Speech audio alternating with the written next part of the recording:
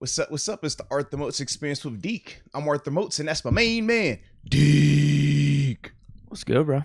I'm just watching you, man. You good over there, man? Oh, yeah. You got that nervous energy this morning, man. No, I'm good. I'm good.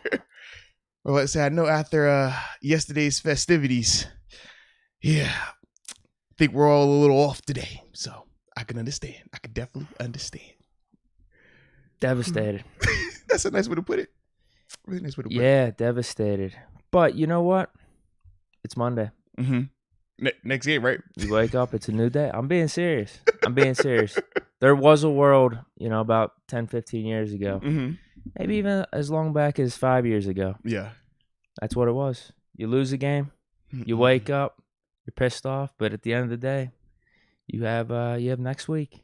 But in today's news cycle and social media and critics everywhere, this loss is, and it feels like a lot of these media people out there want it to. They want to be negative forever until they. Oh, is that right? Basically, until they possibly can. Yeah. Oh man, it's unfortunate because that's my mentality right now. I'm on to the Ravens. Man, I got to see them play last night. You know what? We could beat them. It's just funny sometimes how when the Steelers win, not just you, but a large amount of Steeler Nation like to, beat the pavement, let everybody know how great the team is. And then when they lose us and we go to the next game, I don't know why the media is talking about us today. I don't know what's going on. I mean, we can't have it both ways, can we? I mean, because we were big talking. People were big talking when we beat the Bears, when we beat the Seahawks. You know what I mean? People talk like we were like legit. And now we play against a little bit more formidable foe. We take the L, and now it's, man, we just going to the next game. Man, we can't go to the next game just yet. 24-hour rule, baby. We gotta dig into this a little bit, man. It's more meat on this bone, baby. I'll talk about it. Because otherwise what's gonna happen is I'll talk about it. Because what happens is we just keep sweeping it under the rug, and it'll just keep, raising its head back up like it's been doing for the past, year now? I mean, these aren't new issues per se. All these issues we've seen before. Even dating back to a year ago. Rush defense. Although, if you want to talk about a year ago, these are no new issues, bro. The rush defense, I would say that popped up really in the AFC wildcard game. Yeah, I can't really remember outside of that though. Bro, so tell me when we were really injured though too. It doesn't matter. Everybody has injuries, right? We say it all the time. I don't know. We said, and we actually had help this week. Remember, we had our guys back. Well, no, I was gonna say this. I mean, we did think Bush coming back, second year of Highsmith. I mean, it just hasn't played out that way. Yeah. It hasn't played out that way. We thought those type of factors were going to make an improvement. Like, that's why the AFC wildcard game was more of an outlier. But so far this season, these last 4 or 5 games, the rush defense has been abysmal. Yeah. It's been terrible. Yeah. When I think of some of the pass defense stuff, like, oh, yeah. We've had these issues. You know what I mean? The O-line, we've had these issues. Turning the ball over. We've had these issues. So to me, it's like, man, none of this is new. We just, like to cover it up every once in a while. But eventually it's like, man, we got to deal with it. We got to talk about it. Because it's not okay, man. Not for us to be what we want to be. Not for us to really believe that we're contenders. Because that's the thing, right? We don't just talk about us as just a regular run-of-the-mill team. Not a team that gets happy over regular season wins. We trying to, go to the confetti game, playoffs, winning the division and things like that. But I don't know. I just feel like we're, taking a sharp turn in a different direction right now, man. Problem is, I thought we were taking a step in the positive direction after last game. Okay. But even last game, we gave up 40 and we lost. But we did have really bad injuries. Now, this is why this game stings a little bit more. It does, because for the most part, we did have what we're going to have for the rest of the season outside of Joe Hayden. Like, who else are we really missing? Unless you're praying that Tua comes back. I mean, I'm not banking on that at all. That's the part that really stings about this game. I do think Joe Hayden, he probably helps a little bit because we saw how much they were targeting Pierre, but I'm sure Pierre would have at least played 40-50% of the snaps with Joe Hayden there. He was going to be out there. Yeah. But that's what we talked about going into it. We said, even if Joe is out there, we don't match up well with their receivers. Not at all. And it got to the point where they were even circling a certain player. Whoever this guy is, that's what we're going to throw this rock. I mean, it's crazy that it got to that point, but he's viewed as one of our better corners, if you think about it. Well, yeah, he was cornerback number 2 yesterday. Yeah. Technically, right? Yeah.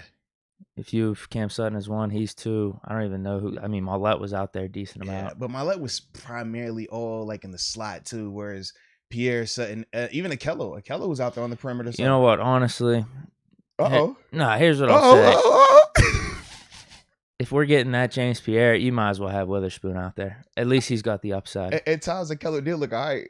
I know he had that one nice pass deflection. He looked all right. But at the same time, I can't even remember if they had their starting receivers out there at the time because it's there was a strong possibility. So many backups in for them on both defense and offense. So there's not too much to get excited about some of that late game stuff. Yeah, not too much takeaway after you get midway through that third quarter. Yeah, it got a little gory right there, man.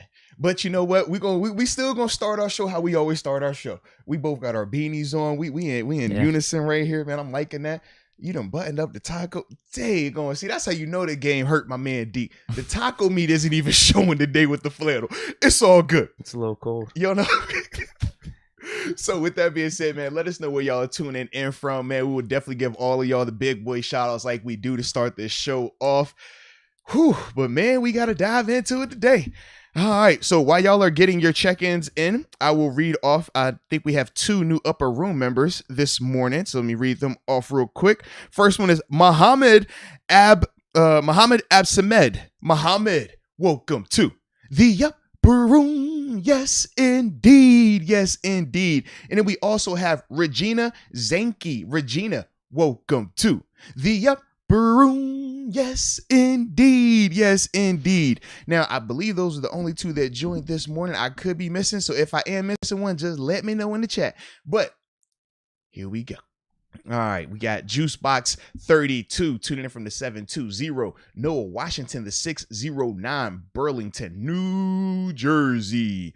Brent Fox, the 214, Dallas, Texas. And we can't forget no one you know. You know no one you know. Yeah. Not like you know them, but you don't know them. Just no one you know. He's tuning in from Kingsport, Tennessee. Excuse me, I had the hiccups. Shoot the Rock, driving back to the 563, Du Bois, Iowa. Okay. Mike Matizich, 201, Bergenfield, New Jersey. Nick Y, 918, Tulsa, Oklahoma. Much love. Trina Steele Diva, she's always tuning in. She doesn't say where. It's one of those 3 spots, but she says Pierre Island is now a peninsula. Oh, man. Not the peninsula. Oh, man. All right. On my end, I see Roy Tousley, 915, Heartache City. Then we got Bart Basquiato, Thousand Oaks, California, the 805. And he says, sad money. Speaking of money, didn't you bet somebody? Oh, yeah. Put your Venmos in the chat. We don't even have to pull. We don't have to pull anything up. I didn't know if you wanted to pull it. I watched it, and I was like, dang. Second play of the game. Like, Second play of the game. Man. Joe Mixon gets 25 yards because Bush doesn't make a tackle. I think there was an offsides call. Bro, I was trying. I was like, come on, man. Let me find something for my dog, Deke. Man. I think there was a Cam Hayward sack that Bush was like kind of in on it late. I'm like, can we give him a 0.5? Can we give him a 0.5? He definitely tried to get in on it. I was like, oh, man. Oh, gosh. Maybe next time, man. Literally probably one of our top 5 plays on defense. Yeah, bro. Because we actually look good. There was some nice pressure there. Everyone was around. Cam Hayward ultimately got the sack. But so funny, man. That's the one thing you could probably even look back on and be like, that was good. The Minka pick. Outside of that, there was another sack. Yeah. What was there? The Akello pass deflection. You talking about Wormley? You talking about Wormley sack? You talking about Mr. Johnny on the spot? You know what? Yeah, that stop. Come on, man. That stop at the goal line was really nice. It was actually huge at the time. It was. Too. It made it kept it as a 7-point game, man. It went to a 7-point game after we hit the field goal. Yeah. But that was huge, though. Absolutely. Oh, man. All right. I got a few over here. Sequoia Harris, 718, Bronx, New York. Young Vato, the 803, baby. Dippin' Dots, 21, the 412. Shout out to Dippin' Dots, man. Jacob Malacio, 919. NC in the house as always. All right, then I got a couple more over here. Then we will start these proceedings. A1 Gens, Calgary, Alberta, 403, and Toronto, 666. Shout out to Drizzy Drake in the house. We also got Michael, Patrick McCracken, my Irish brethren, the 505, Albuquerque, New Mexico. And then we can't forget about Julian Sorrell, the 209, Cali, bright and early, top of the mornings to you. Yes, indeed. All right. So, I think how we've been doing is starting with supers, correct? If I remember correctly. So let me see, where are you at? Alex Rhodes. Okay, so I'm one ahead of you there. So I'll read the one ahead of you, and then after that, yeah man, we will break down the breakdown organically how we always do. But sure. Lord. Yeah, I got stuff written down too of just things that I have top of my mind if we miss anything. Well, absolutely. I'm about to say, and likewise, we're gonna have a little fun with it, man. Cool. I'm about to say, just we got our 11 o'clock. All right? 11 o'clock. 11 o'clock. We gotta fly. We're gonna be sharp. No, we ain't gotta fly, but we're gonna be sharp. We efficient. Sharp. I like that. In the mornings, we're efficient. That's the better way to put it. Yeah. So we got Let's Go UW. He hits us with good morning, Deke and Moats from OKC. Deke, you can go ahead and give that $20 to charity. Welcome back to 90s Steelers football. Yeah, man. Yeah. Put your Venmo in. I got you. Yeah. I'm a man of my word. You are. Unlike the dude who bet you in that Bills game, you are a man of your word. Yeah. Unless he really wants me to donate to charity, then I'll do it and I'll screenshot it and put it to Twitter, Instagram, or something like that. If he really wants that, I'll do that. Either way. But 5 goes to Tommy Vincent at least. Yeah, he's a man of his word, man. He's a man of his word. Whew, all right. Alex Rhodes, yeah. I mean, this guy's just skipping through the rest of the season here. He says, what do you guys think are the biggest draft needs going into next year? And what can be addressed in free agency? Love the podcast. Linebacker. All right, I'm sorry. I got to go there. Linebacker. I think we got to go linebacker, bro. I mean, well, we were going to go linebacker anyway because that's what Steelers do. We always draft linebackers. We do. It might have been outside. TG says it all the time. Hey, man, what we need? We got 2 first rounders. Get another first rounder, man. Why not? That's just what we do in Pittsburgh. I've seen it. It's the craziest thing. You're right. So, of course, they were going to take a linebacker. Now it's looking like they might take an inside linebacker more so than an outside linebacker, which is fine.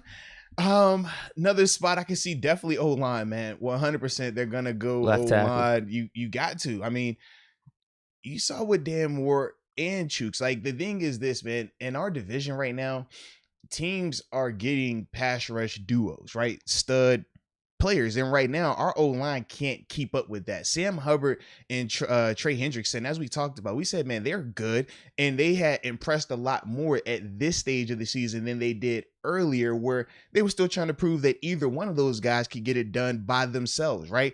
Because with Hendrickson, he had numbers, but he was with the Saints defense, which was loaded. We talked about how Hubbard would get sacked, but it was always in that 6, 7.5 range, so you never knew if he could be the guy. But now they're showing that both of those guys can generate pressure without having to blitz. We already know it. We know Cleveland could do the same thing with Myles Garrett and Clowney. We're seeing now even Baltimore with Oweh and Houston. They're able to do it. We do it ourselves. Well, that Bowser does pretty good too. Yeah, I would say, and for him, he hadn't shown that type of ability rushing the passer consistently either. Now, it could have been because of lack of opportunities, but that's a little bit of a surprise. But when I think about even us, we got our edge rush duo, TJ and Alex Highsmith. But right now, we have the weakest links at tackle. I mean, it's crazy to say that even with Al being in the division, but I can't say that Dan Moore is playing better than Al as a tackle. And if that is, you think about how we looked at Al, and we're saying it can't get worse than that, and it is definitively worse than that, we definitely got to get a tackle.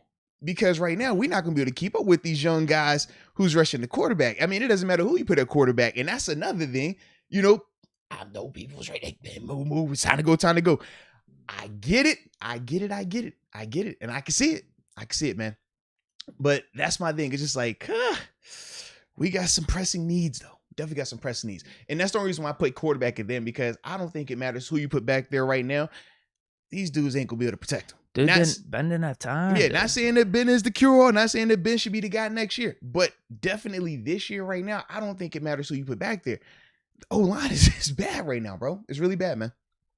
I wasn't even thinking inside linebacker really until this last week or so, but I guess you got to put it in the top 3. I definitely have cornerback in the mix, and left tackle, offensive line. Mm-hmm. A lot of situations we're going to have to get shored up, man. Yes, indeed. Black and Martyr. This was a rough one, boys. Big oof. That's a nice way to put it, man. Nice way to put it. Christian Lang. Is it safe to say Pierre Island doesn't exist now? I mean, to an extent, bro. He did become the It was bad. He was the guy. It was bad. Every game, no pun intended, we always say you try to find the duck. Who's the duck of the group? Not like a duck Hodges, but just like the guy that is the weak link. This is the guy we're going to attack right here. You never want to be the duck. And it got to the point where Pierre was that guy. I mean, you would see it. At first, I was like, okay, maybe they're just targeting T. Higgins because it just so happened that Higgins and Pierre got matched up. But then I started noticing, I'm like, no, it's not just Higgins. It's literally whoever Pierre was, especially like in that middle of the second. It was like wherever Pierre was lined up at, it was like, yo, we're going to throw that right there. That's what we're going right there. Yep. Hit him right there. He'll be good. It was crazy. Yeah, man. It was unfortunate.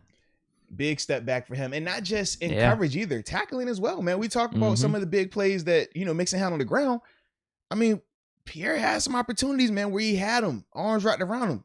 And we talked about Joe Mixon as well. We said what makes him so much more scarier and why even when L. Bell was here, we could already see like, yo, he's the newer, improved model because of some of the speed that he played with. I think that was really on display yesterday. Also, when you see how he hit some of these holes downhill, his burst, it looked different. He looked like he was playing at a different speed than, and not just different speed, different mentality from a physical nature. Like, I'd even say their lines too. Their offense and defensive line, we were getting pushed back too. Yeah, but you're right, 100%. Just the whole physicality that they brought and didn't feel like we had. Yeah, it looked like from start to finish. I'm watching that opening drive, and it just looked like their mentality was, we're going to punch you in the mouth.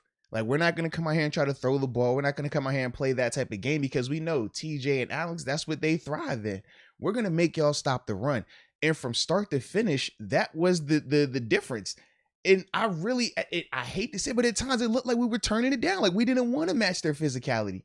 I wouldn't say we full on quit. I mean, that's what they said last game. And I'm like, dude, if you said we quit last game, what you going to say about this game? Because, yeah, it got a little gory at times. But that to me was like disheartening. I'm like, man, there's no way you can allow, and this is a division opponent. Like, it's not like it's we don't have any ties. It doesn't matter. Like, we knew the significance going into this game. Coach Tomlin even spoke on that significance going into this game. And to see them just come in here and run the ball. If Joe Burrow threw for 300 yards, man, I'd be like, all right, bro. Hey, Joe They got the receivers. We missing a guy. It is what it is. But no, you did one of the things that we were saying, hey, with this guy being back, with that guy being back, that should change some of this. Hey, man, we even got a splash turnover. And it's just like, man, we're making them one-dimensional. No, we're not. They're making us one-dimensional. They're making us sit here and just take this pounding right now, which is never good. The problem with the rush defense is typically whenever it's a good running opponent, we could sit back and say, like, I don't care how good they are running the ball. I think we're going to hold these guys to under 70, 80 yards. And we have done that really well in the past. And, like, this year, we did it against Cleveland. But it's becoming too much of a consistent theme no matter what team. The Detroit Lions, the Seahawks. But I'll also say this, that Browns game, like we talked about, I said, man, even though we won, it gives you a false sense of confidence because when they wanted to run the ball, they got yardage. Remember that. We said, yo, it's like they forgot. Were successful in like the screen game too. We said it was almost like they forgot their identity in the middle of the game. Like they wanted to make it a Baker can throw game because we said every time they tried to run, they had success. They just didn't do a lot of it. And it wasn't like they were down 2 scores and they couldn't. Like at times yesterday, it was like, yo, this is getting to the point where we can't just run the ball. Kind of like we said in the Chargers game, it's like, man, we gotta score. We gotta keep up a little bit. With the Browns, the way that they played, though, they were operating like that when they never really had to. And that's why I was kind of like, man, we say we stopped them on the ground, but did we really? Because they didn't really try. When they tried to run it, they were still getting 4 or 5 a pop. What really killed them, too, was some of their receiver drops. Because I didn't think Baker necessarily played bad against Landry with multiple drops, the fumble late in the game. Yeah. And there was a couple throughout the game. I think Higgins might have had one.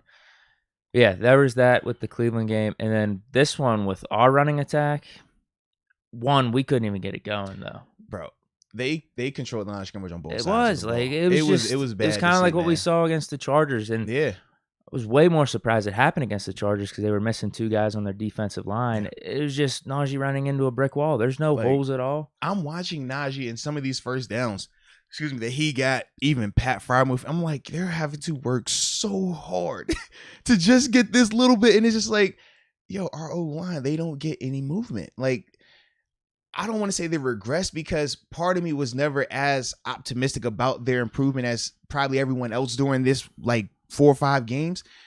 But it was just sad to see where it's you're back like, to games 2, 3, and 4. that's what it them. looked like. And I'm like, okay, I understand the quality of opponent was way better. This D-line group was probably better across the board than that Chargers unit. The Chargers unit, we said they got Bosa. We thought they could rush the pass. We felt like we should be able to run on them. Else, right. Yeah. We hadn't faced a consistent group across the board like that for a while because even Chicago was missing Khalil. The Seahawks didn't have probably guys Cleveland. like that. Probably probably was Cleveland. So when I thought that, I'm just like, and we had success against Cleveland. Yeah. But they weren't known to be the best rush defense of all time. And even with the success they had, we were also saying that, man, it forced our offense to get the ball out quick because we saw how fast Dan Moore was losing to Myles Garrett. And watching this game, it was just like, man, we couldn't even go back to just at least handing it off to Najee and hoping that, he makes something out of nothing. Because like you said, it was a brick wall he was running into. And then when you throw in a turnover, that changes that dynamic as well, right? Especially early on in the game, it doesn't allow you to get that flow like you want. Now, granted, the second series, they came back and bounced back. But still, it was disheartening to see the O-line play like that, man. Yeah, definitely. What did you think of the turnover? Are you talking about the first one? Yeah, the first one, it was miscommunication. It was clearly miscommunication. I don't know who it was. That's the problem. It's like we never know who it is, but it was miscommunication. Ben's throwing the back shoulder. Claypool was taking it up top. Eli Apple, of all people, it was the beneficiary of it. Man, I was so hot, bro. That's because he benefited off literally Ben throwing it right to that him. was it. And you saw, who did they go to right after that? They went right back to him they because kept trying him. He was their duck. He was the guy where it's like, yo, go at this guy. But you give a guy a little bit of confidence. They make a play or two here and there. The flow of the game. Now we can't even attack it the way we want to attack it, And that was the other part with it. But yeah, that first interception was definitely miscommunication. The second one, the pick 6 to Hilton, the placement was bad. I mean, that was a bad play. Yeah, the ball was bad. That was man. bad. That reminded me of the Buffalo one last year. Yes, I was about to say, it was almost the exact Buffalo, same thing. Yeah, that was bad. At that point, we were down. What? I think it was 24-3. 24-3. Yeah, because that was right after the Minka pick. And we thought we was going to get some points on it. Yeah, it was like 40-something seconds. Yeah, we had 3 timeouts, so why not take a shot? Now, I thought even on that play, though, Ben is almost hit. Almost is getting hit as he's throwing it. I don't want to blame the offensive line completely on that because I don't think it was the best decision. But, gee, that was the big theme. Yeah, for me, that's why, like, even though Ben had the 2 picks, the 2 picks weren't the reason, like, for me, where I'm like, oh man, like Ben is done, because the first pick was miscommunication. That second one, he's clearly getting his arm hit. Dan Moore's getting bulled into him. Like, even though Ben throws it, he can't step into it. He doesn't fully follow through because Dan Moore's right there on him. But the thing that I just didn't like was like you said, some of the decision making, right? Why are you making that throw right there with him breaking on that? Like, some of that type of stuff. Yeah, that was the one thing like, it was couldn't have. Going into half, we got the ball coming out. Mm-hmm. That wasn't good. But I do think at the end of the day, it was just like, we can't stop their pass rush. Our O-line can't do anything. And we can't stop anything they're doing on offense, whether it was running the ball or passing it. So it's like, I get what you're saying. And that's how I felt, too. A lot of people were coming after Ben after that first pick. I'm like, all right, really? You're using this pick, a clear miscommunication, to start saying Ben sucks? Right. It was like the second play of the game. But then also the pick at the end of the first half, I was just thinking, too, like, we're down 24 right now. This isn't the best if we're trying to get back in this. But ultimately, if you're going to put that game on that pick, I think you're completely wrong on that, because we couldn't stop him. Yeah. For me, man, like I said, you can critique Ben and get on his performances and his decision-making. That, to me, isn't new either, though, some of the decision-making stuff. I just think now we're not getting all of the crazy high-end plays that might overshadow 1 or 2 mistakes. Right now, his margin of error is a lot smaller, right? So for him, the difference between a really good performance and a bad performance could simply be 1 turnover. Whereas in the past, man, you weren't worried about Ben having a turnover because you knew he was going to give you 3, 4, like just crazy plays, touchdown plays, fill flipping plays. And right now, at this stage in his career, it's just not that. So for him, he just has to be cleaner. But like I said, that first pick is not on him, man. And to an extent, the second one, if we give an assist to Dan, just give an assist to Dan Moore. He gets like a 0.5. I mean, I'd love to come in here and just say, oh man, that was all on the offensive line. What do you want to do? He was getting hit. But yeah, at the same time, where we were on the field, we getting the ball at half, like we just couldn't have a pick. We couldn't have a turnover at that point because it wasn't a pick six, but it would have given him a field goal again. Right. That was coming after the Minka pick that we talked about. Oh, man. Harris? Yep, that's where we're at, man. Good morning, my guys. Let's be honest. They sent us to bed with no dinner yesterday. No rice, no champagne, no nothing. Love the show, my guys. Yeah, it was a rough one, man. Yeah, no nightcap for us. No food for us. No cheesecake. Yeah, in the words of Ice Cube, no Vaseline either. It was one of them type of situations, man. But the beauty is this, man. We're going to get a chance to see how this team responds, man. We packing it up and preparing for the draft, or are these guys going to fight and try to make it interesting down the stretch? We know it's not going to get any easier, but at the same time, they still control their destiny. That's the crazy part, man. Oh, definitely. They're in control of, everything. Now, how much you believe that based on personnel, whether you believe in his coaching, whether you believe in, that these guys even have the desire to, because at times that could easily come into question. I mean, those are going to be the things that are going to be talked about this week and that are really going to be the focal point come Sunday when they play the Ravens, man. Well, with what you said there, I did want to bring this up because Tomlin brought up in his press conference that changes might be made. Yeah. Do you have any initial thoughts of what you would do? Like right off the bat here. Well, I got to see health-wise, but I'm making changes on the O-line. If guys are available, because like I said, they discussed making changes to this O-line a couple of weeks ago. Injuries happened, and they really couldn't do that. We got to see what the status of some of these guys that are still injured. You talk about guys like Dotson, right? That changes some stuff in terms of one more week. Yeah, in terms of what you can and can't do. Because for me, I would love to have Hassenauer at center. I think it's time. For what he loses in athletic ability, he's never given up that type of movement, run game, pass game. All the times he played last year, we think about all the times he went in there last year. You think about every time B.J. Finney has went in there on our O-line in Pittsburgh. Not once have we ever looked at it and it looked like that, where guys just getting blown back. And not just, and this is the thing that frustrates me as well. The run would be on the other side, and it was his guy making the tackle. It was like, damn, dude. And this is the part that frustrates me, because it's like, if that's BJ or if that's JC last year, they can have one or two plays like that, and we're all like, yo, they got to go right now, get them out.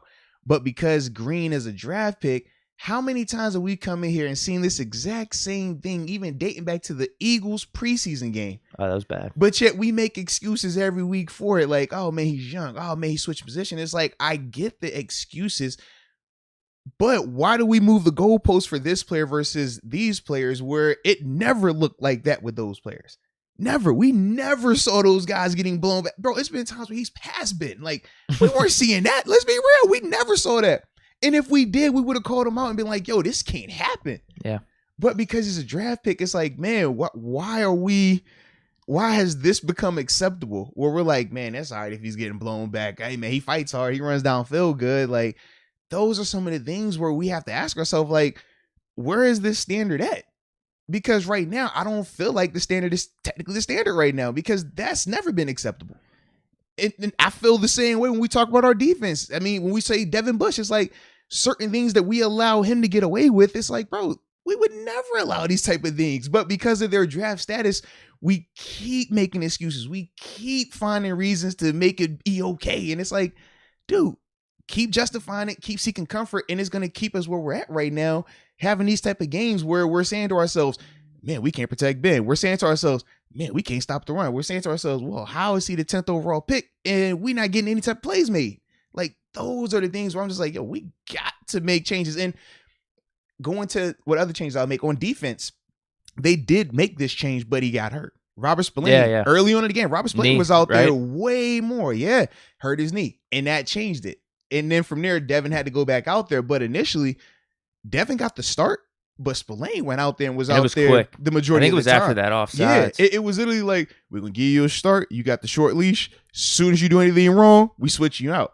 And I was fine with that because Bush has allowed it to get to this point, right? We weren't acting like this at the beginning of the season, but it's like, man, you've allowed it to get here, so this is what you have to deal with. But it was just unfortunate. Spillane gets hurt, so you go right back. And that was part of the reason why I said when Tomlin was talking about Bush, is like, you can't kill him publicly because you're one play away from you having to put him right back in there. And essentially that's what happened for us too, man. I mean, he's like, hey, we're going to bench you. All right, we benched you. All right, he's hurt. You're back in. It's like, dang, all right. Offensive line. What does it look like for you? We're all healthy. Let's say Dotson's in at left guard.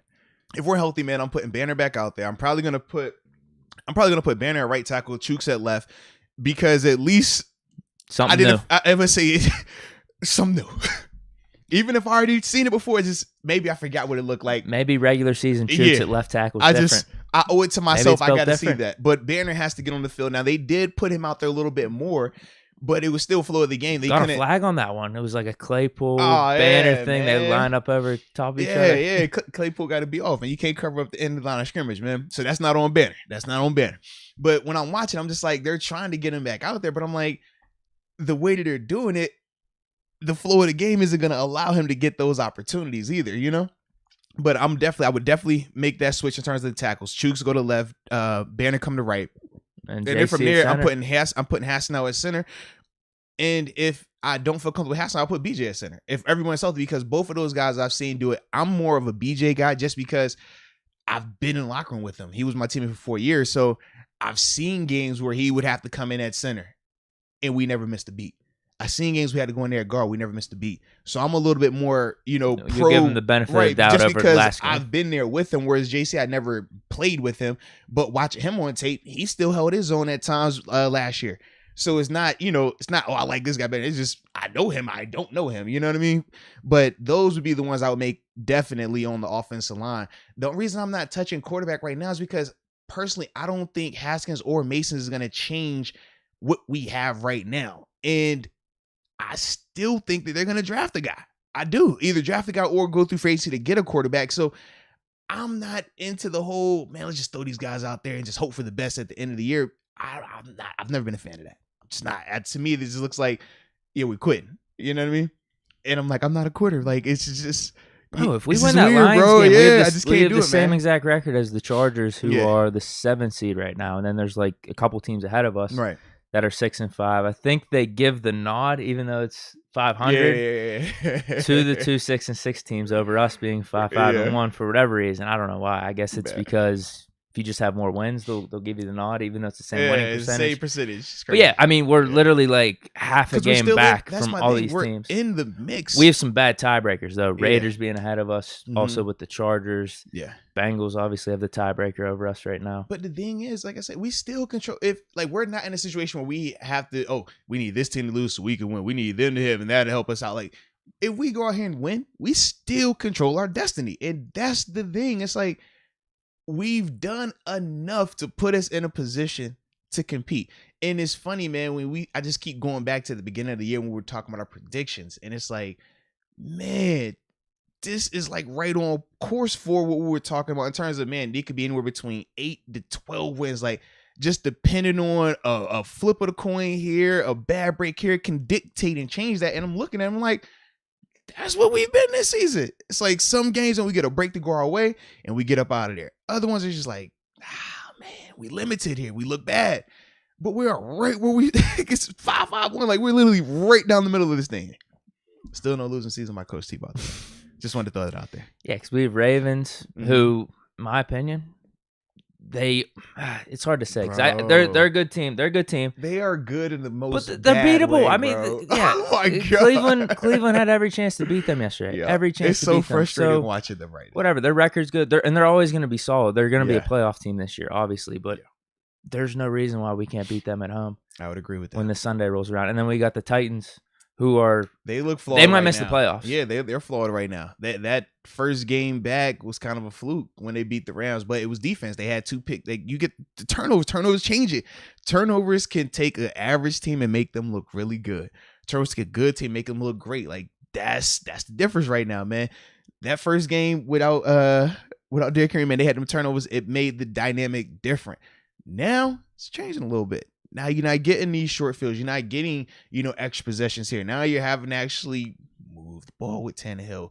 And, I mean, then they just released Adrian Peterson on top of that. Yeah, they didn't even keep him in long. He's available. It's crazy. I'm telling you, though, I don't mind Balaj. I look, he was like, I like Balaj. Balaj looked all right. I'm telling you, I don't mind him. Balaj I'd rather give him man. the carries instead of Benny Snell. I don't know what we're doing with that whole thing. I would agree. I was watching, I'm like, can you just Balaj? If it's not, shout out to McFarland, the return man. I guess Cam Sutton's the utility guy. He's the punt returner, bro. He's the punt returner, and he's the holder. Just catch, do it all. Just do it all, man. A couple other positions of thought for replacements. Yeah, because, cornerback. And this is the thing, though. When we're saying replace, we're talking about guys currently on the roster, not free agency, not draft. And that's the part where, because I saw people saying when we were talking about the quarterback, oh, man, Garoppolo's a free agent next year. I was like, well, none of those guys are on the roster this year. So we can't make those type of changes this year. And that's why I said what I said in terms of the quarterback. Like, I'm not switching that out this year because it doesn't make sense to me. But even corners, I think it's time for Witherspoon. At least we got the upside. You know how he's a hot, cold player? Yeah. They talked about him being like confident and stuff. Whenever he's confident, he's like one of the best corners in the league. Yeah. You know, he got that little pass deflection. Maybe we could ride a hot streak here for 2 or 3 games. Just ride that, man. Yeah.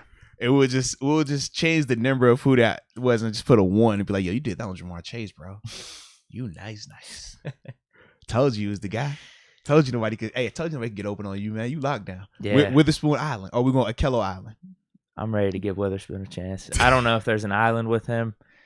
We'd have to come up with a better nickname, but yeah, I'm ready to give him a shot. If we're gonna see that from Pierre, at least Witherspoon has some upside. Well, this is my other part. Because we're talking about confidence, right? And how that boosts Witherspoon's confidence.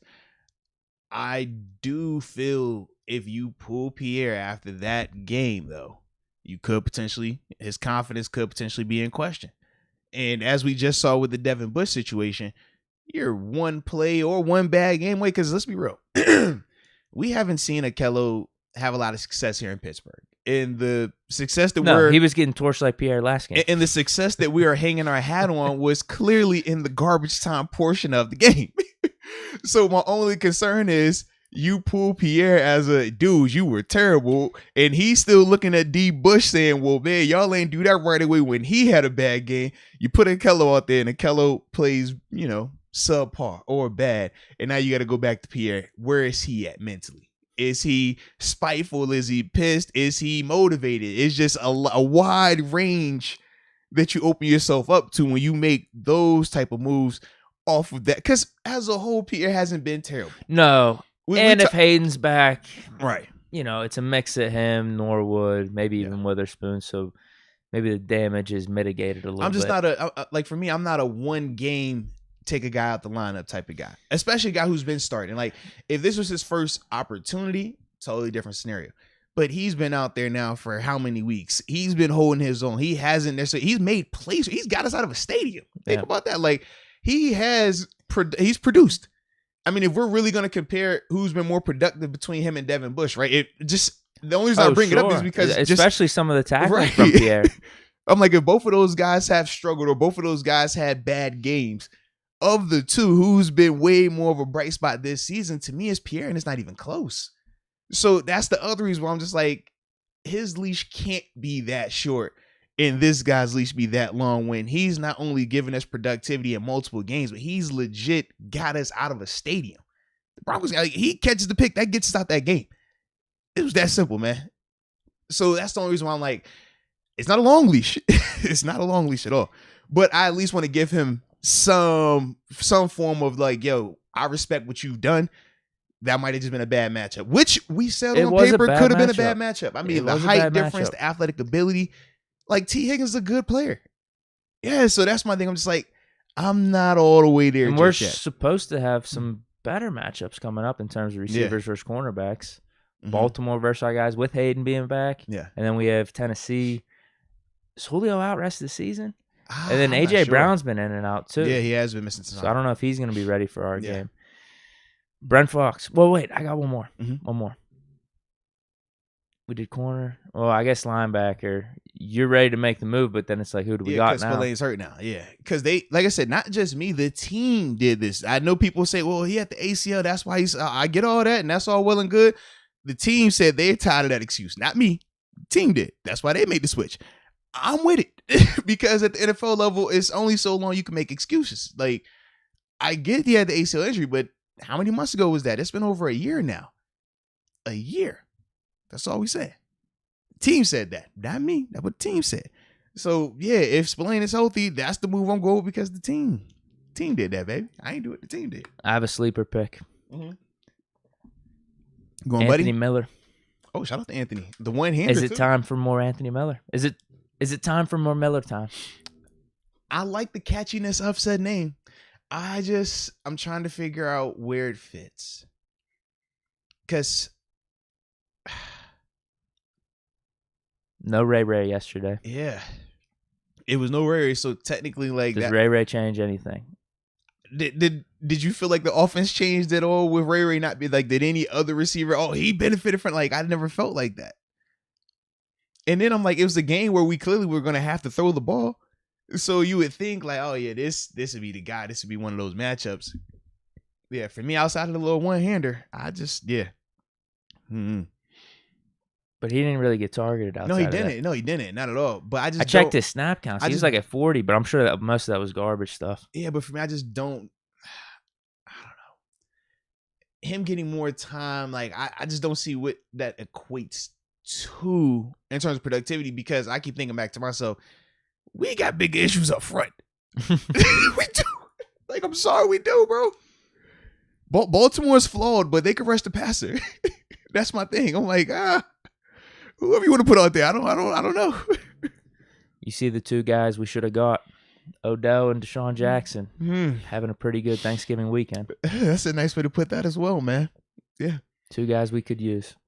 Yeah, man. Odell takes the top off the defense with his little touchdown catch. DJ. Deshaun Jackson, same thing, just flying around out there. Just look fast. Damn, dude.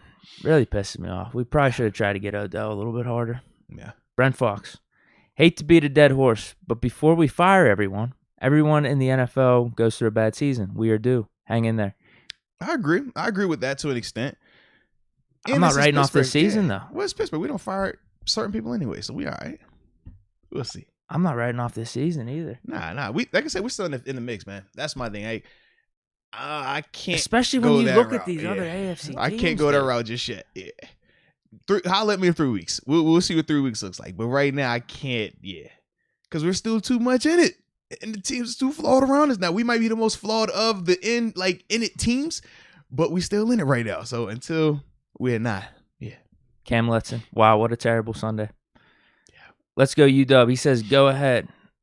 Is he talking about me giving that money to charity? Yeah. That's got to be it. Yep. All right, so he doesn't want it. It's good, man. That's respect right there. Man. Tommy Vincent hasn't said anything. Nah. I haven't seen him in the chat, at least.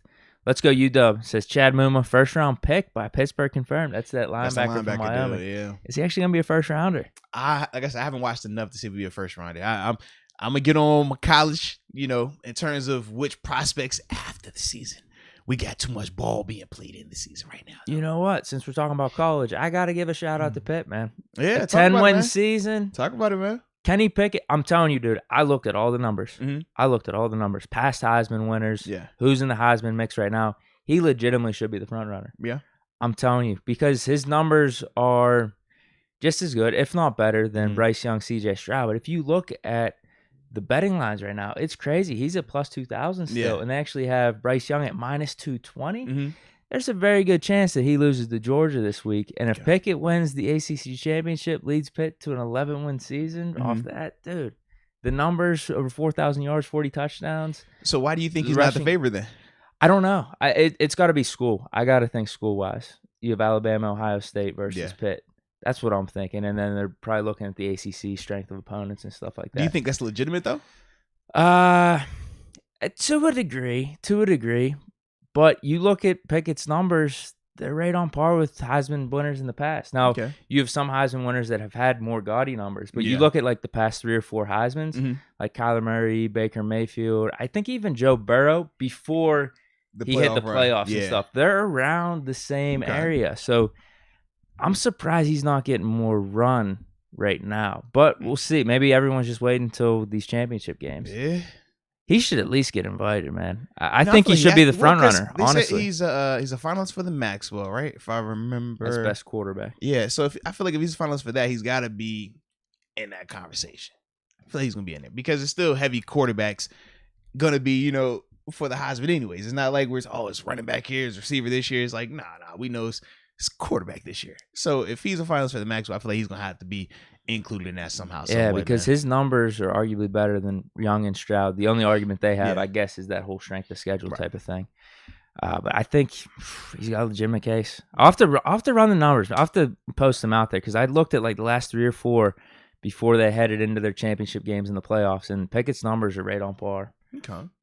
Xavier Cunningham. Kenny Pickett, baby. Let's go. Outside of the pick 6, Ben is the last to blame. OCDC has to go. We can't tackle. O-line is mother effing inconsistent. Play Banner and Carl Joseph. Pierre torched. CB inside linebacker tackle. That's got to be his probably draft needs. Yeah. Okay. What do you think? Well, OCDC has to go. Do you think a change of coach changes the missed tackles? Changes the drops that we were seeing? Because we did see a lot of drops on the offense as well. Do you think that? Oh, yeah, Claypool. Right over the middle. Right over the chest, bro. That was in a critical point. And that was right after the whole face mask thing. I'm like, oh, wait. No, you're talking about the end of the game. Yeah, the end of the game, too. I'm talking about middle of the game. He is like a slant over the middle. See, I'm thinking about after the face mask when he has to come back on the far sideline, like hits him in the chest.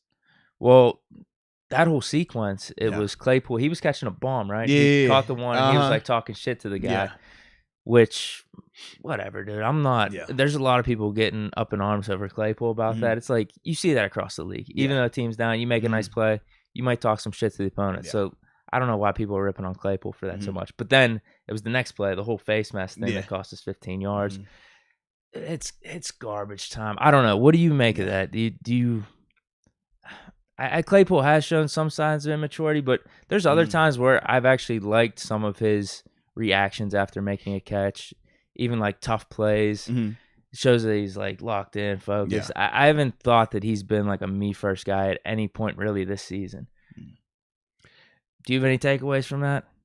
For me, man, I can understand why people aren't as high on him or as hot on him right now, because part of the thing is, man, when you talk about your top tier receivers, the guys that you say do get hype and stuff like that, either they are kicking serious butt when they're down, like their numbers are going crazy, or their team is still in the mix and they're competing like that. Whereas at times with Claypool, it just comes off as like, man, are you more so worried about just how you look, or are you worried about competing and trying to get this team to win? That's the perception, in terms of the people that get upset with some of his stuff. Yeah, I don't necessarily agree with that at all. I haven't really had any reason to think he hasn't been a team first guy at this point this season. I mean, I get it. But I do think for you have a shorter memory, whereas some people, they're going to also bring back from a year ago. Like and the taunting and stuff. Because it's the same player and it's still technically same family of antics. Not everybody is going to just forget it and be like, oh, well, this is different because, he looked like he was more focused today. Like some people just see it as, well, he was doing all this extra stuff last year and he wasn't as productive as we thought he could have been. He's doing similar things this year, still not as productive as we feel like he could be. So they're just kind of like, well, what exactly is he? You know what I mean? And that's where you kind of say, are you a diva or are you an elite receiver? Because I mean, the elite receivers they got the productivity to overcome that. That's why we don't care about the antics. It's like, yo, you're producing at a crazy high level. That's why AB could do whatever he wanted because it was AB. That's why Juju at the time could dance and do whatever he wanted. But as soon as that productivity slipped, what happened with Juju? It was like, bro, people kind of tired of all that. So with Claypool, they look at that and they're saying similar things like, all right, it was all fun and cool when we thought that, you were going to be doing this. But right now, you've kind of plateaued a little bit. You're not getting as many 50-50 balls. You're not being this, bona fide, just dominant receiver. Kind of like how we said it. I mean, we look at Jamar Chase, or we look at how T. Higgins was just like taking advantage of a matchup. It's like, man, we want you to do that, and we think you can. But here we are, another game where we're saying we want you to do that. We think you could do that. That's the problem. He did have some nice plays. And I think he's had some really nice plays throughout the season, like clutch plays, physical plays. Yeah. And I know I've shouted him out on the podcast over those, but there have been some of those little issues of 50-50 balls and like, bro, like you got to catch that. Like even in yesterday's game, the slant across the middle. So when you couple that with some of the antics that people already are 50-50 on in terms of just this generation of players, how they express themselves, right? When you throw those things there together, that is why people are a little bit sour on them.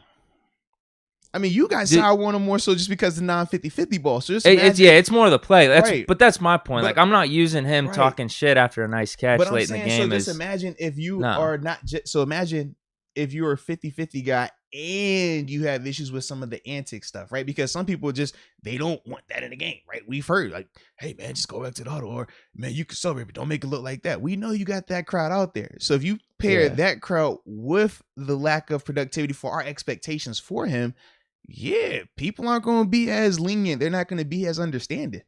Yeah, I'm not in that boat. It's just, for me, it's just more like, hey, bro, I'd like to see more plays because I do think he's been playing good this year. It's just not at that elite receiver level that we've been hoping for. But yeah, I don't really, especially if you're just looking at yesterday's game as the antics, like, no, I think that's a reach in my opinion. But what do you think? There's been some of this popping up about his play, specifically, him like falling down and stuff. I mean, I don't. What you mean him falling down? Makes a catch. And usually he's not. You know what I mean. He's usually not on his feet. And then there was a couple of times, like even the drop, like he was stumbling trying to catch it. And then there was one I think fired on. Now I remember the slant you're talking about. I wasn't even. I'm talking about the drop. I'm talking about hit him like in the chest, like later on in the game. But I remember it because he got blasted. Yeah. I definitely remember that one. There was that, and then there was another one Ben was trying to throw in like back of the end zone, like little fade, like he even like slips there. Yeah. It was just some people were bringing that up. I mean, I don't make too much. I feel like that's nitpicking too, but it could be used as the difference between like your elite receiver who, when they catch it, AB catches it, a 20-yarder and takes it to the house. True, and it's weird though. I do feel like with Claypool when I watch him, I don't know. It's weird. I feel like he's still more effective catching slants and just being able to catch it and get north and south with his like long speed and outrunning guys versus us like just taking shots with him downfield. Yeah, like two how nice we would catches, do some though. like elite receiver. Like, I don't know. It's just weird, man. It is weird. And I just don't believe it. Like, do you believe that he's going to consistently turn that corner and start catching these 50-50 balls more? Because I'm starting to have my doubts. Yeah, maybe he is like, what point, he's a great complimentary receiver, like a Mike Williams with the Chargers, where you still need that one guy. And Deontay, man, you know what? He's really stepping up. He's had some really nice catches. I don't know if where he's at frame-wise, like his body type, he could be that number one. Because even though he's probably similar size to AB, AB was like he was more chiseled, jacked. Yeah. And AB was chiseled. AB, like, he looked like, he was rocked up. But you saw, how AB, that dude around the clock. Not saying that Deontay is not around the clock, but AB was like, he's different. His frame is different receiver because there's no complaints you're going to hear from me about Deontay. I mean, some of his game, bro. He maybe dropped one ball yesterday. Maybe. I just like how he comes back to that ball every time. Whenever that ball's thrown out, he's really quarterback friendly. You know what I mean? And then you see his ability after the catch, which has never been in question, but now it's just like you see he makes guys miss, man. Yeah, I love that. Love that. Let's keep it going, though. The Airs Mayo. Yeah, where we at? We got like 30 minutes. Yeah, so we'll be good. At 45, we'll switch over and hop on the phone. Okay. Yeah. What's up, fellas? Deke, since you are his number one fan, explain Ben's 2 interceptions. I think I know your answer already, but what is your assessment? We kind of talked about it already. I mean, first one's clear miscommunication. So I got pissed off at all the people, like, literally, like the second play of the game, just going off and shitting on Ben. But then the next play, he throws that nice ball to Claypool. And then the second one, I don't think it was the best decision. But, clearly, when we discuss this, not all on Ben, but he did have the ball in his hands. So, ultimately, you are making that decision. We just didn't need that at that point with us getting the ball at halftime. But, offensive line did him no favors. My quick question. What did you feel, or what were your thoughts on Coach T and him keeping him out there late in the game like that? Clearly the game was over. I have mixed emotions. One, it's like, just get him out there. Or was it the out farewell? Of the game? Was it the farewell? No. It wasn't the. I think it was more of like no. It was a leadership thing for Ben because he was the one that said, "Yeah, hey Najee, get out of the game because of just your usage throughout the whole season, and then even up to this point, we don't need you getting injured." So there was that, and I think it was one of those things. It's like, is this a saying? You shit your bed, you gotta lay in it. You shit your pants, you gotta stay in it. Wore it, man. Like I think that's what it is. I think it is. It's just leadership. You just stick through the end. That was it. Yeah, I had a mixed feeling as well, man. It was kind of like a trio. Part was, dang, yo, they really saying this the last ride. Gonna let that man go out on his shield today. This is crazy. Then the other part was like, well, they've been playing so daggone bad.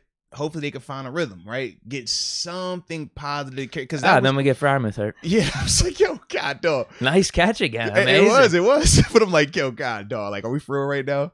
Yeah, so that was the other part. And then the last part was just kind of like, I thought because of the comments that Tyler Boyd made in the first game. No, like, seriously. Because you think about Coach Steve and calling time. I was late in the game. What was he calling time also? Like Tyler Boyd's in our head rent free. No, in the sense of like, almost like a pettiness, like, well, you know what, y'all kicked our tail in the field, but you know what, we ain't quit, and we're gonna prove it. We're gonna call timeouts. It's like that guy in the offense out there. Yeah, it's like, yo, you down 20, you down 21, man. Get the controller. Nope. Yeah, you keep pausing the game. Just like, bro, stop it, man. Like, yeah. And that's kind of what I was thinking. I'm like, yo, is this what we're doing right now? Like, we are that. We're gonna prove to you we didn't quit, even though we're down 40. We didn't quit though. Like, come on, bro. Yeah. I feel if anything, we were more lackluster in that game as opposed to the first game because the first game, literally, you could say, yeah, it's a minute left and Najee dropped the ball or two. And this one, just from almost start to finish, you're just like, where's the physicality? Where's the effort? Where's any of this stuff? Looked like we got off the bus and just did it with no problems. Like, look, man, y'all got it today, bro. We good. Like this, like you said, the second play was like, oh, that's what we doing. Yeah. Then Minka whiffing the tackle on the Joe Burrow touchdown. I thought Minka played good, but still, we saw a missed tackle or two from him. It's reoccurring. But we have seen some tackles from him. We have. But all I'm saying is nothing happened in yesterday's game. Right. Yeah, I wasn't surprised when I saw it. It was like, all right, he missed that. Like, yeah, Minka missed tackles. Like, it happens. Like, it's not new for him. Yeah, no different when you see Devin Barry. It's like, all right, this is what he does. All right. It was good to see me get that pick, though. It was good to see that. It felt good, man. Get him off the snot. I thought he was going to take it back to the house. I think if he beats the dude that tackled him, he did. I think he did because it looked like we had dudes blocking ahead of him. That was going to be 98, bro. 90, it was 97, 98. I like 90 plus when it's a straight line. Oh, you think he just would have ran out of gas? Yeah, straight line, yes. All that zigging and zagging. Oh, man. Yeah. We got Hannibal 090. Mm-hmm. Is the way the Roonies don't pay for good players, whether free agents or our own, finally catching up with us? Also, what's going on with Tuitt?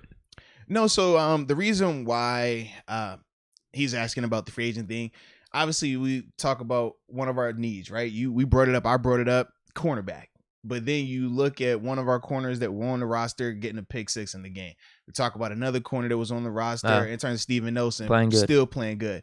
And we're over here like, dude, what did we do? You know what I mean? Like in terms of how we replaced it and stuff like that. I think part of it is that, and I can get that. Because I feel like we just pay TJ a ton. We pay our guys. Yeah, Cam Hayward. Certain players we pay. Yeah, absolutely certain players we pay. Joe Hayden got a nice contract. But at the same time, I mean, I think all of us agree that at some point this offseason, it didn't, whether the timing of the decisions. Timing or allocation of the money, because like the whole Juju contract, could we given it to Mike Hilton or Steven Nelson? So it's certain things like that we talked about. It's like, man, if you knew you were planning on releasing Vince anyways, why did you wait, right? The DeCastro thing is like, well, why did you wait? If you were going to do those things anyways, you could have kept these type of players or upgraded those type of players. Because we're sitting in June. Yeah. Should we sign Richard Sherman? Yeah. The amount of money we'd be paying Richard Sherman or any of these guys in free agency, we could have just given to Steven Nelson or Mike Hilton. Yeah. Or brought back like Matt Filer or something. I would agree, man. I would agree. And that changes a lot. I mean, even Matt at right tackle, I'm like, yo, we're still fine. You know what I mean? You don't have to put a left guard. Even at right tackle, like he's fine there. But those are some of the reasons why people are bringing up the free agency part. And in terms of the Tuitt thing, still nothing new. He's been moving in terms of on the field, running around, not with the team, but just doing, what the injured people do. The rehab, the get on the field part. Everyone is saying that it's in the right direction. We don't know how far that direction has to be, but yeah, they're at least speaking more positively about him than in the past, but I do not see that changing anytime soon. And we got to play the game of the clock. So how many games we have left? We gotta still be in it. Well, and it's the thing. So whenever we activate him, he has to sit for 3 weeks, right? Or he's gonna have that 3-week window. Most of those guys, oh damn, it takes them to 3 weeks. We still got that clock. Yeah, because we haven't even activated like the reactivation. Oh, once we activate him, then we can bring him back. Right, we can bring him back. Yeah, but the thing is, it'd be a waste of a roster spot. Yeah, you're not. If we don't, like it usually takes the guys time because they can't practice until they're activated. So you don't just activate a guy and then off of 3 practices say go out there. Even TJ in training camp was doing practice, and he wasn't doing team, but he was practicing. So that's the other reason why it's like start doing the math on these games here.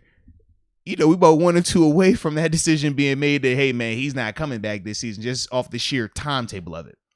Okay, I lost the chat. The comment was, "Did you guys see Claypool's face mask?" All right, and that was from the Matthew 415. Did you see the Claypool face mask on Phillips? Yeah, we talked about it. Yeah, it was a little egregious.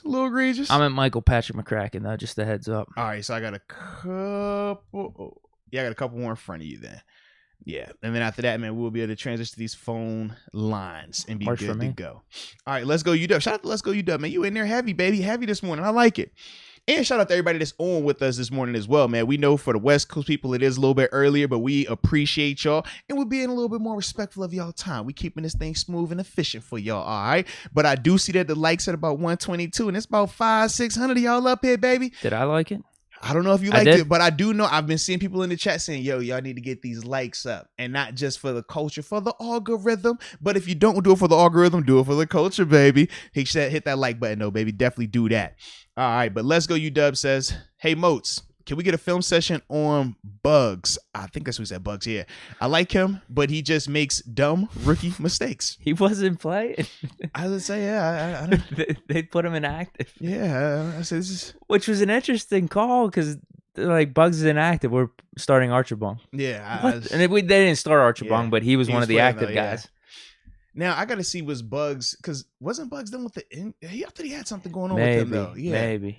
I want to say he has something going on. I'm going to look into that one, though. Because it was so strange. It was like, I don't think you make Bugs inactive if he's completely healthy and put in this Archibong, dude. I would agree with that. I would agree. But I will look into that. Yes. And I did have plans to have some more film sessions this weekend, but it was Thanksgiving weekend. And wifey wanted to spend a little more time. So I said, hey, look, man, I ain't getting in trouble in the household over YouTube, baby. All right. That's one thing y'all going to learn about me. I am pro family. I will cut it. Y'all better keep wifey happy. All right. We got Luke Walker. Luke Walker says, Green's problem is a hand position problem, not a power problem. That comes with being new to center. He'll get better. Sam Howell, QB1, 2022. I get what you're saying about Green and his placement of hands and technique and things like that, and that does play a factor in it. I don't think, though, that we can overlook the size part solely because of the technique. I do think they both kind of go hand in hand. But in terms of Sam Howell, for me personally, I don't know. I'm not as high on Sam. I'm not. I'm good on Sam. Nah, he's overrated. He's overrated anyway. And I want Ben back, so that's my answer. I thought you were going to say he's overrated. Give me Kenny Pickett. I thought you was going. I was like, I really am cool on all of them. No, I'm cool. No, 7. Yeah, I could just 7. I want back. Let's revamp the O line. Keep them free agents. Like, I'm good. We can go shopping. We can go buy us a quarterback. Let's go Yankee style. All right, Jacob Malacio. Shout out to Jacob. He got smart. He said, y'all ain't gonna shout me out. I'm gonna use the upper room chat. I like it. 6 months in the building, baby. Salute you. He says, way too much what ifs and let's hope this season. Hope isn't a plan. The next few years are going to be dark years. Hit the like button, y'all. Absolutely hit the like button, y'all. And Jacob, we appreciate your comment, man. But no, I could definitely and that's part of the thing that I get frustrated with as well. I call it seeking comfort. He calls it the what ifs and the less hopes, where we're always trying to justify, we're going to speak on it optimistically, or we're going to hope that this guy is going to magically improve this week versus the past 7-8 weeks. And it's just like, nah, man, at this point in the season, guys are who they are. Like, that's usually how it works, man. Whew. Yeah, the line almost back to weeks 2, 3, and 4, as I mentioned earlier. So not looking amazing on that take right there for me. And defense is way worse than I thought. I mean, defense is terrible right now. It's I think they were saying rankings wise we're in like 23 or something, 23, 25, whereas I thought we were gonna have a top 5 defense. We asked the question last week. That's the biggest surprise to me, though. The defense. Granted, dude, Alu injury, Tuitt not being back. You were thinking that they were going to be in the lineup, but still, you're not expecting it to be this bad. To that, where we're giving up 160 yards, and you're actually not surprised it happened. Yeah, I'm just kind of like, man, because of what we saw the Lions do. This is who we are right now. This is who we are right now, man. All right, we got Susanna Pacheca. She says, how can we not give up so many yards against the run? If Herbert went off, what will Lamar do next week? Now, Susanna, I get that sentiment. I just personally think that the offenses are still very differently. Yeah. Like the way we're going to play Lamar, our defense will probably look really good at times just because of some of the things that they struggle with protecting the quarterback. That's why I like us in this matchup because we can rush the passer. Now, it's going to be interesting to see how we respond to their rushing attack, though, not just Lamar, because Herbert's style of running was more so off of the scramble, right? He's dropping back the pass as a true, passing play and to take off. Lamar. And that hurt us yesterday, Burrow's touchdown. Whereas like Lamar, I don't feel like they're going to be able to have him just dropping back and then creating like that because of how we rush against him and just the guys that we have up front typically are athletic enough to match him in some cases. So, yeah, I'm not as concerned about that. I'm more concerned with when they start doing this zone read stuff, what are we looking like at the point of attack? Where are our eyes at that linebacker level? That's more of my concern than Lamar. I feel like we'll be fine with him. All right. Am I at McCracken? You got 2 more away. 2 more than you did. All right. We got like 8 minutes till 45? We'll make it. Okay. Jacob Bryant says, with all the comments from Tomlin and all the news of QBs moving in the offseason, do you guys think we'll land a new QB in Pittsburgh or the draft? Based on what Coach Tomlin says, Coach T has said a lot of, he's been hitting to it a lot that he doesn't want to draft a quarterback. He would much rather go through free agency. He likes a veteran guy, proven guy. And for me, I share that sentiment. Especially with this class of quarterbacks, I know Kenny's your guy. But for me, I'm just not as high on any of those guys right now that are available coming out. Well, and he's probably going to go top 10, top 15. Yeah, hopefully we're not picking that high. But last time we picked that high, technically still is not working right now. So, yeah. Well, I think the last time we picked that high was Ben. Or no, we traded up for Bush. Yeah, that's why I was like, we drafted Ben at 11. Hasn't worked out the way we would have liked it to. Because you're right, in this year's QB class, you don't have the Andrew Luck dude. You don't have the Stafford coming into his junior year where everyone's thinking he's the number 1 pick. Or a guy that Trevor I'm like, Lawrence. Let's trade up to get this guy. Like, none of those guys, to me, scream, let's trade up and get them. I think Pickett's played his way into definitely a first-round pick. He might go top 15 because there's no one else. But I think it's the difference between a first-round pick and a guy that we're saying, you have to have this guy. Like, there's plenty of guys that go in the first round, and we're like, oh, he went first round, cool. But we weren't saying, you drop everything for this type of player. I don't personally think any of those quarterbacks that are available this year are that type. Now, they could change it. They could, surprise us all. But to me right now, I just don't see it. Yeah, like if he came out of last year's draft, where would he have went? Maybe bottom of first round. Like he would have went after Mac Jones probably. Absolutely, I would have. Yeah. But this year, if you're seeing dudes like EJ Manuel and like Jake Locker, Christian Ponder going in the first round, that's what I'm saying. Drafts, like dudes, Kenny Pickett has thrown for over 4,040 touchdowns. Like, he'll be a first rounder.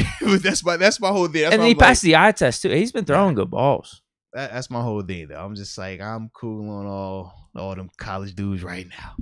All right, I got one more before I get to you. Then after that, we will speed it up a little bit and, hit the phone line. Works for me. All right, 85 PJM. I thought it said 85 Pimpin'. I was like, okay, big pimpin'. But he says, Moats and Deke, Do you think Canada is done after this year? His scheme sucks. Deke, hate to say it, but Ben is done. Man. Everybody getting a shot today. Lord. Canada thought he was just going to tiptoe up out of here. Nah, Canada, we got one for you too. Come here, big fella. Come on. Well, that's even Michael Patrick McCracken. He says promote Ben to OC. And he says trade Bush for a bag of popcorn. Oh, man. It's like that sometimes, bro. It's like that sometimes. I'm always good with pulling out the blame the OC card. I know. I figured you would. You know what? If people are going to say it, I could pull that one out of the back pocket. Eventually, my only gripe is how many OCs we got to fire. We had an OC that was doing his thing, Todd Haley. How many of these dudes we going through to find another one before we say maybe it's not the OC, maybe it's the quarterback? That's all I'm saying. Yeah. No, I haven't really thought Canada's been that bad this season, though. And I've talked about, like, you know what, some of the stuff, you know, we're getting under center. I think they're trying to make the most of it. I think yesterday was just bad all around. I mean, you want to talk about OC, you want to talk about players on the field, whoever it is. Like, it was just bad. I would agree. I think it was just people that had previous vendettas against certain players, whether it was Ben, whether it's Bush, whether it's a corner. It's just the license. They're going to use this game to highlight. And that's my thing. I'm like, I don't think one of those guys or even a coordinator was, oh, you're the reason. It wasn't all them dudes. It was collective. It was a bad performance across the board. It really starts up front on both sides, Yeah. offensive line, defensive line. That's what I would put as the number one priority from yesterday. That was bad. All right, got your boy Tommy. Okay, yeah, he says, morning, fellas. Such a horrible game. I'm not giving up on my boys. Shoot that money to charity, Deke. Wow. You got to love those type of people, man. They said, we don't even want your cash. Your money's no good around here, man. That's respect. So I have to screenshot it, let you guys know I donated to charity. Good. Yes, indeed. We'll be looking forward to that. Deke, I've definitely given up on Bush. Much love. It's not looking good this season for Bush. Yeah. It's not.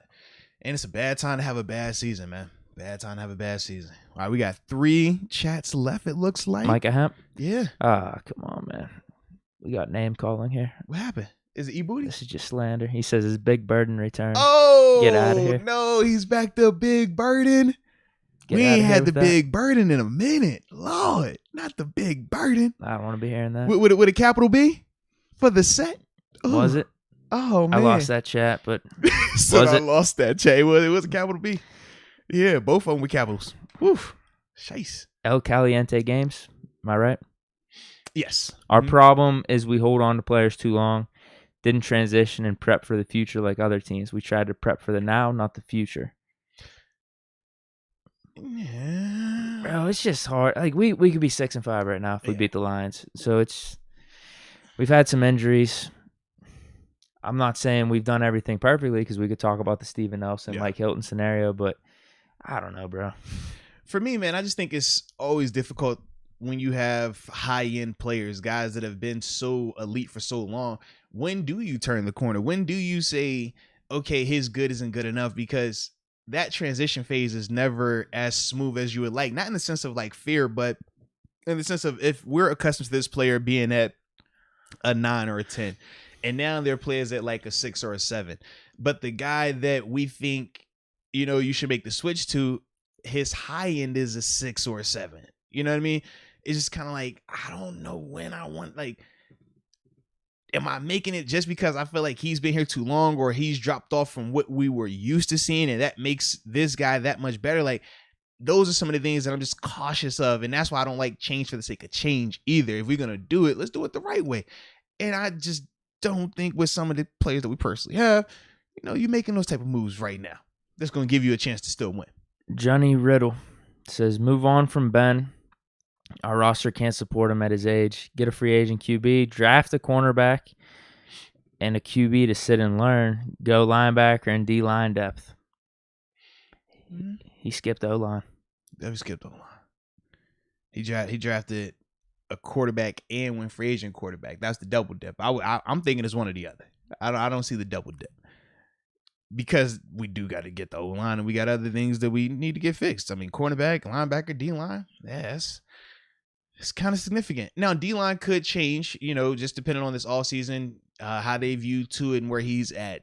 What's Alu looking like in terms of is he going to come back to play or does he retire? Like, those are some of the things that could shape the D line and what we might do with them. But yeah, I think you got to get some O-line help though. Brady Howe. I just think the whole team's soft. No dogs.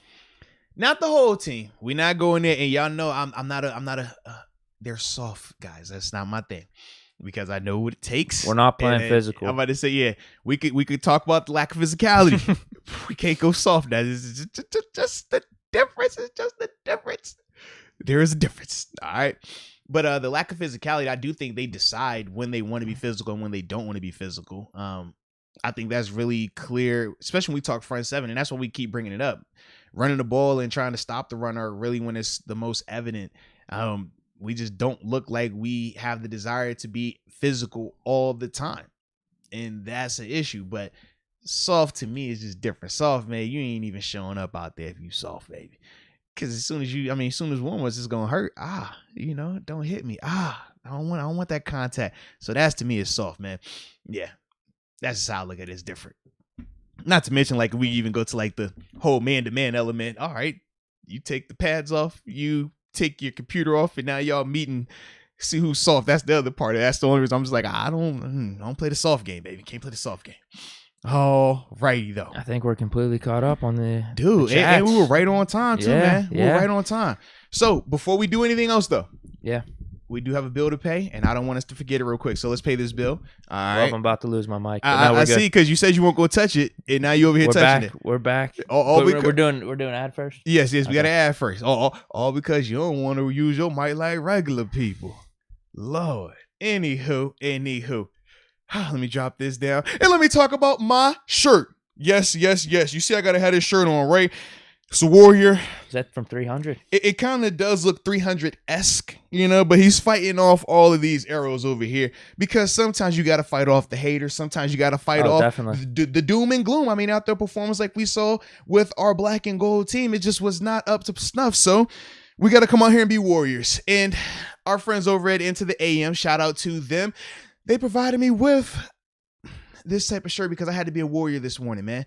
Deke had to be a warrior today, all right? And we're going to be warriors because of Into the AM providing us with these awesome shirts, graphic tees, basic tees, awesome deals going on over there. But as we always say when we talk about a company, especially Into the AM, you got to get a promo code, baby. So you see the link right there. The promo code is Moats10. So you get your 10% off of all of your purchases there, whether you're doing the subscription so you can get the shirts coming in on a monthly basis, or if you're just doing your regular one-off purchases. We know it's Cyber Monday today. Yeah. You got Christmas coming up as well. So whatever you shopping for, make sure you show the friends over Into the AM some love, but use that promo code Moats10.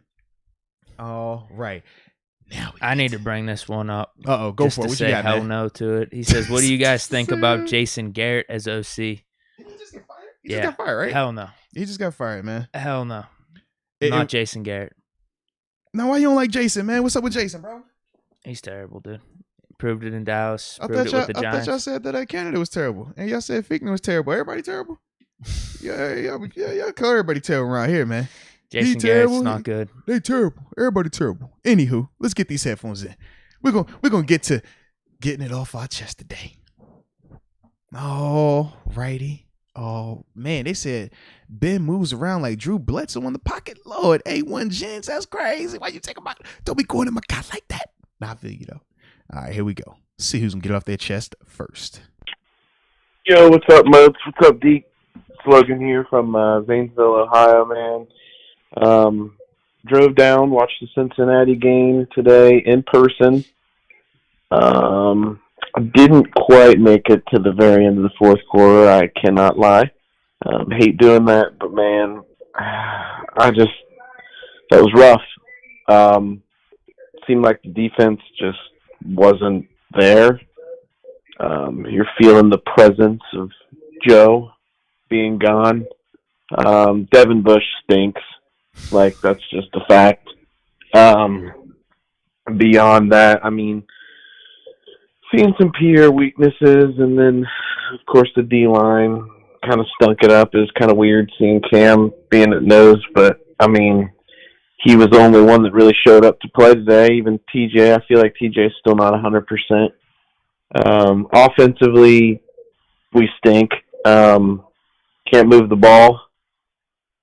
A couple drops, but a couple nice big plays. I don't really know why we weren't attacking the middle of the field again. I feel like the Pat Freiermuth connection just kind of, again, fell off a little bit. Yeah, we had that touchdown late in the fourth, but, like, it's garbage time, you know. Najee didn't really get nothing going on the ground, but, again, you can't really blame him. It's a lot of the line. It was rough, dude. It was tough. We'll be back at it again next week, but it only gets tougher from here. So, like, I just can't believe we did that after that Chargers game. Yeah, I'm probably talking too much, boys. I'm just hurt still. And a lot of money and a lot of time for that. So, later, boys. Peace. Man. Chad Hustle says, once halftime hit, I broke my TV. Oh, it's like that, man. It's like that. Oh, that was a rough one to go, man. It was a rough one to watch. My man still sounded like he was hurting, though. God, dog. All right, here we go. Let's be therapeutic. Get off your chest. What up, Deke? What up, Moats? This is Chase from Arizona. This is a part 2. I don't know, man. The way that team played, it don't look like a winning team. Let me tell you that for a fact. We're going to probably have to move on from Ben this year. It looks like he's going to get hurt, to be honest with you. That offensive line, man, I don't know what they thought about that offensive line. Kendrick Green, man, I liked him coming out of college, but, man, I think he needs to go back to guard. He does not have the size to play that center position. And I think they settled for this offensive line, and it ain't looking too good.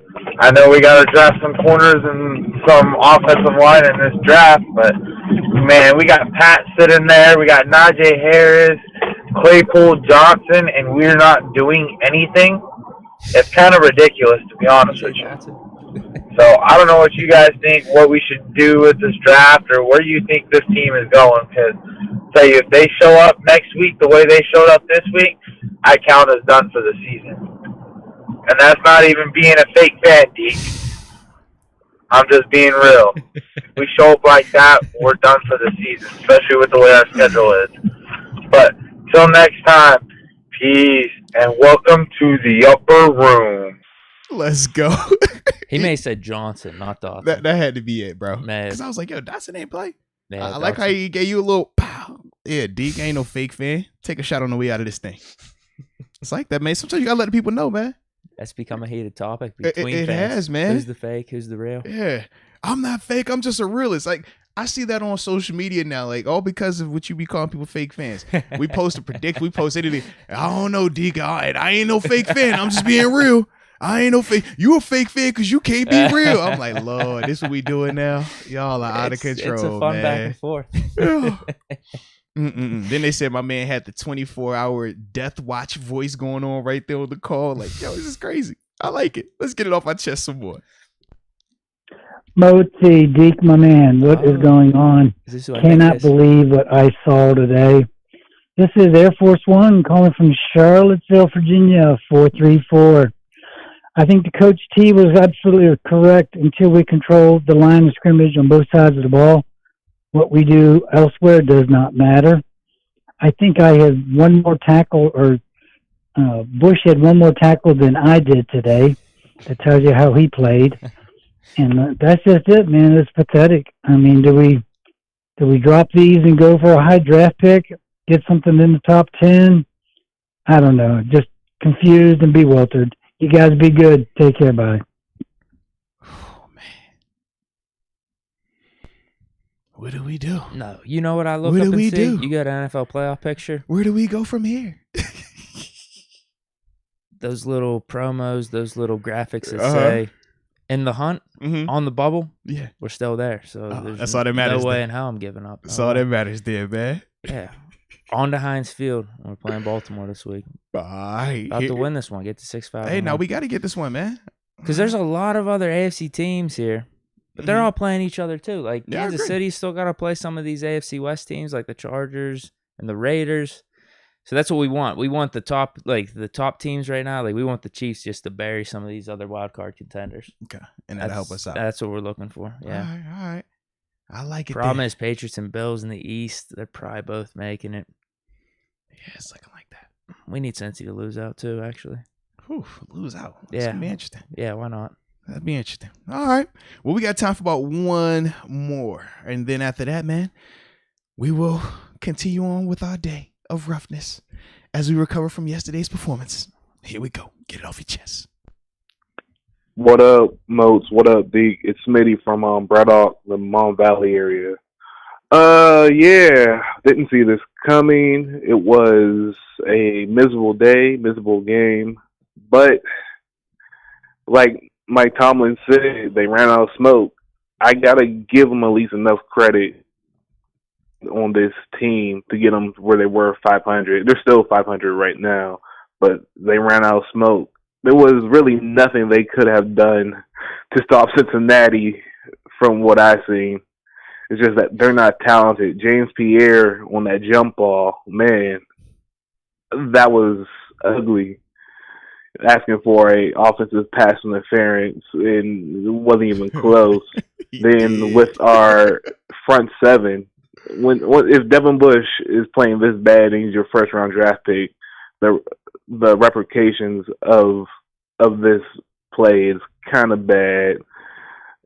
No pressure. You couldn't stop the run. If you couldn't stop the run, you weren't going to stop anything else.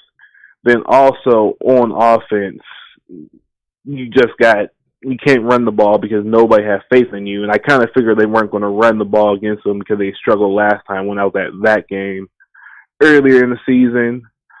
Ben, I don't know where he was staring at. He stared down Mike Hilton and James Washington. I'm like, please don't throw it, Ben. Please don't throw it. He threw it. Play calling wasn't that great, and that's because the offensive line was getting beat a lot. It was just bad all the way around. But I'm not going to lie. I'm not going to say we're completely out of it because we got to split with Baltimore no matter what. I don't think we'll beat Kansas City. I think we can beat Tennessee. I think we can beat Cleveland. And I think we might be able to beat the... Oh, man. He's going to say the Vikings. That's what he's about to say? Yeah. That's what he's about to say then. All right. Man. Yeah, he had a good little 2-3 minutes. Yeah, he was going. He was going. Covered it all, really. Shout out to Braddock. That's where he's from. Calling it from Braddock. All right. I'm going to see if we got a quick 45-second one. And that'd be the perfect one to end on. Sure, we're at 57. Right, here we go. Last one to get it off their chest today. Make it a good one. Moats, Deke. This is Booyah, a.k.a. Bryce from the St. Paul, Minnesota. Just got done watching that game, and oh, my goodness. That was a tough one to watch the entire game, I must say so myself. Man, Devin Bush, holy cow, he's looking like a practice dummy out there. Hit and be taken is all he's been doing all game. Every day it seems like we got a lot of things that we need to work on, and just hoping for a better next week. Have a good one. Tuning in from y'all every day that I can. It's been good. Now, peace. Respect, man. We appreciate you greatly, man. Whew. Yeah, so what we learned from these calls, not too high on Devin Bush, not too high on Pierre. They ready for 7 to go. You think did I leave anything else out? Offensive, defensive lines. Not stopping the run. Yeah, I feel like we're all on one accord. On certain to an things. extent. On certain things. I figured you was gonna speak up. Yeah, I can't be agreeing with everything being said here. I did see you smile a little bit though when my man was talking about don't be throwing it at Washington. You're staring him down. Don't throw it. We all can see you throwing it. Don't do it. You did kind of look like you was like, yeah, I gotta. No, I didn't know where he was. You getting gave me that from. look like, yeah, I can see that. I was actually thinking to say that. I thought it was funny. I was just like, I don't know where you're getting it's that from. It's cool, bro. If you're turning over knew. a new leaf, man, I get it. You're turning over a new leaf. You were like, you know what? I hate to be critical of 7, but today, Deke, I gotta do it. Why was you looking there? He didn't. Yeah, I'm not gonna lie. Yeah, he didn't play his best. But yeah, the picks that people are getting all riled up about and trying to blame it all on him and saying he's done and stuff. It's like, no, come on, man. But he couldn't stop the run, and our O-line couldn't protect shit. I do think though that pass, even if the O-line is in his face, I still think it gets picked though, just because of like how Mike was reading that thing and jumping that. Yeah, but that's why I said for me it was more the decision. Like, why are you even going there? Don't even. That's not what we needed at that point. Don't even go there. Like, that's my whole thing, man. Can I bring up something to give people hope real quick? Give us some hope, man, before we get up out of here. Give us some hope, baby. Last year, Buccaneers, I think they were sitting at 7-5 at one point in their season. Got absolutely housed by the Saints in both their games. Division opponent, rival. Yeah. What'd they end up doing? They ended up winning the Super Bowl. Now, if you want to say, oh, is that an outlier of scenarios? I don't know. I'll bring up another one that just comes to mind. These are just two that pop into mind. Okay. Cardinals. Back in 2008 when we played them in the Super Bowl. Okay. They had a really nice start to their season, but then they tailed off. They finished their regular season 9-7. There was a game in there where they lost to the Patriots. I think it was like 50-0. Yeah. And they looked completely hopeless. This season's over. This and that. Rallied. Made it to the Super Bowl. So you calling for the rally? Oh yeah. Calling for the win out? Oh yeah. I'm not gonna lie. Yesterday was not good. Like I'm not sitting here endorsing. Oh yeah, let's just give up 160 yards on the ground. This is sustainable for us. No, but there is something called every given Sunday, and turning things around because I've seen it before in the past. So I don't see why we could do it or we can't do it. Well, I will say this: if this year's team turns out to be like that Bucs team from a year ago, man, I might shave an eyebrow off. Okay. How about both? You know, if this team can do that, then you know what? I might have to shave both off. Lord have mercy, because I get the Bucs comparison, except when we look at the Bucs roster compared to our roster, I'm like, woo. That's why I had to bring. It's a lot. I had to bring up the Cardinals. Oh, cause see, I'm gonna just trust you on the Cardinals one, cause I ain't going back to 2008. Bro, I'm telling you. Yeah, I was like, I ain't going back to 2008. But this one though, I was like, that Bucs. Oh Lord, all right. Like Cardinals barely made the playoffs that year. They were looking so bad end of season. Like they completely tailed off. Well, I'm hoping to have 2 eyebrows missing at the end of the season. Then that's what I'm hoping for. But I'm looking at the clock, man. We are on time, man. So with that being said, dude, this was a fun one. I enjoyed it. Think we got everything answered. Don't see any new supers.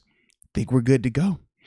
So with that being said, man, we will be back on tomorrow morning because we have Banner Tuesday. So was that 12:20 time frame for the upper room members? Make sure you set your alarm because we know sometimes YouTube a little janky with the notifications. So set your alarm for 12:20. The stream will be right here on the channel. Upper room members only. You know, that's one of your privileges, upper room members. But that way y'all be able to be on the call live with Zach Banner, ask some questions like we always do. I mean, the last one was crazy, a lot of fun. Thanksgiving convo, stuff like that. But man, we'll get to talk to him some more again, like I said, tomorrow. So with that being said, enjoy your days. Hope you had a great weekend. And until next time, baby. Peace.